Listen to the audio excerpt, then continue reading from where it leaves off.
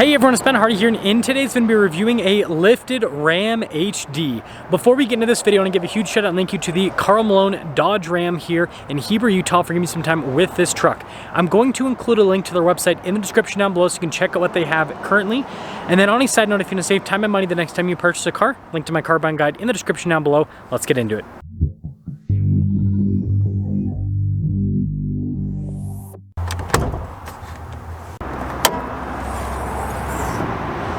Under the hood, we have the standard output Cummins, so it's a 6.7 liter turbo diesel inline six that goes through a 6-speed automatic transmission. It puts out 370 horsepower and then 850 pound-feet of torque. Now, before we move forward with this review, I do want to mention, if you want to see more videos just like this, then I recommend you subscribe because I post content every single day. So since I've already reviewed a bunch of Ram HDs, I'm just going to go over some of the key points with this particular truck, things that I find cool, and then obviously the lifted part of it as well. So first off, this one has the Night Edition package. So you've got the cool hood venting, and then notice a lot of elements on the front end are blacked out. And then when it comes to the tire and wheel setup, it is 315 by 60 by 20 in the front and over in the rear. You can see the wheels are completely blacked out, which makes sense because, again, this is with the Night Edition package. Now, in terms of the size of the lift, I'm not exactly sure on that. It looks like it's maybe like a 4-inch, roughly. I might be off on that by a little bit, but definitely gives the truck a much cooler stance. And you can see, again, with everything being blacked out with the badges and mirror caps and all that, it matches the wheels. And so if I take a few steps back, you guys can see with the side profile here, really strong stance with that lift. And because there's a little bit of negative offset there with the wheels, it gives the truck that cool diesel, lifted appearance. Now, some other cool stuff with this truck, you do have an outlet in the bed with this one, and then this one has the bed liner and everything from the factory.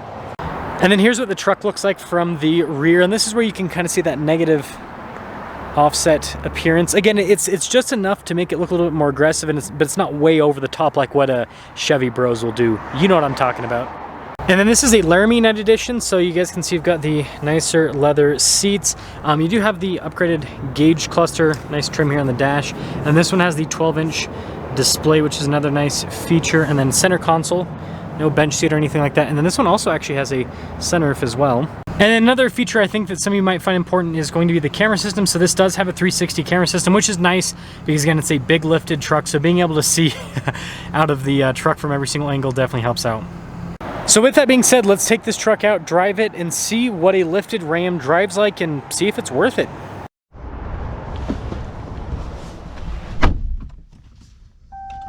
Talk about visibility before you set off. Here's visibility of the hood, both the mirrors. Just do a blind spot monitoring throughout the rest of the rear.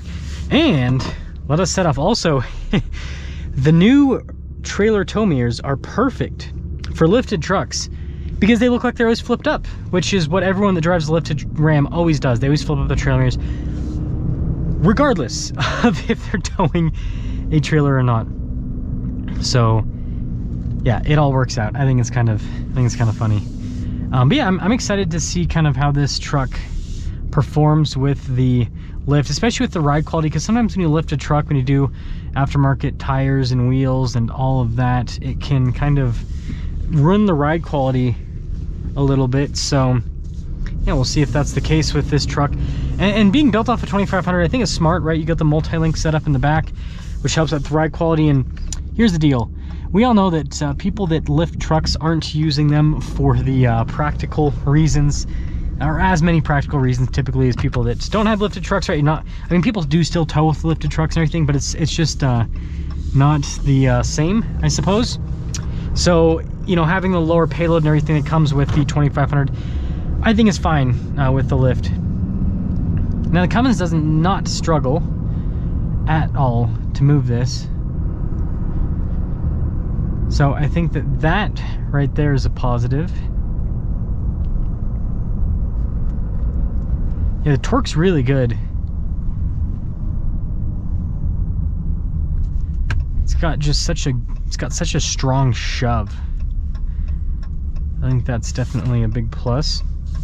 And seat comfort's really good too with the Laramie. It's always something that I like about it. And these wheels don't seem to be, uncomfortable. Sometimes, the bigger wheels, like 20-inch plus, can be kind of bad with the ride quality, but I'm not really getting harshness through them. Same thing with the tires, right? Pretty aggressive tires, no harshness. So I think that's a big plus as well. And I will say, I think this Laramie is actually spec'd out really well. It's got wireless phone charging pad too. They've done I think this is a good build to do.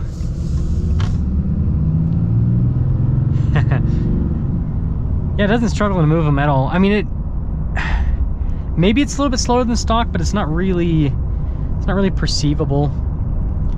It feels, yeah, acceleration feels about normal. So I don't think that's a problem whatsoever. And turn-in's good too. Like not an issue at all. The biggest thing that surprises me is the comfort. It's very, very comfortable. So to cap things off here with this lifted Ram. Sorry, I had to get another acceleration. Super comfortable. I think it looks great on the outside with I think the Night Edition package. I think that was definitely the right call with this truck, because again, doing the blacked out wheels and everything, it just fits with the theme. The negative offset's not annoying. Like you can see this Dodge right here. Look how much negative offset, like that's too much in my opinion, because at that point it gets kind of cumbersome to drive, because it's like you're so wide that it's hard to fit into parking spaces, in the lane, and all that kind of stuff. It looks good, and it's just a reasonable amount. So I think that's a big plus.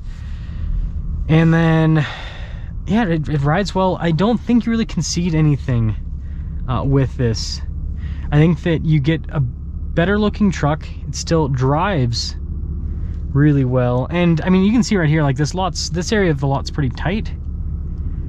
And you know, I'm not struggling. And then 2 seconds later, no, I was kidding. But yeah, it's not like, it's not overwhelming in terms of, again, I feel like if some of the negative offset I've seen, I would be struggling to kind of like squeeze through here.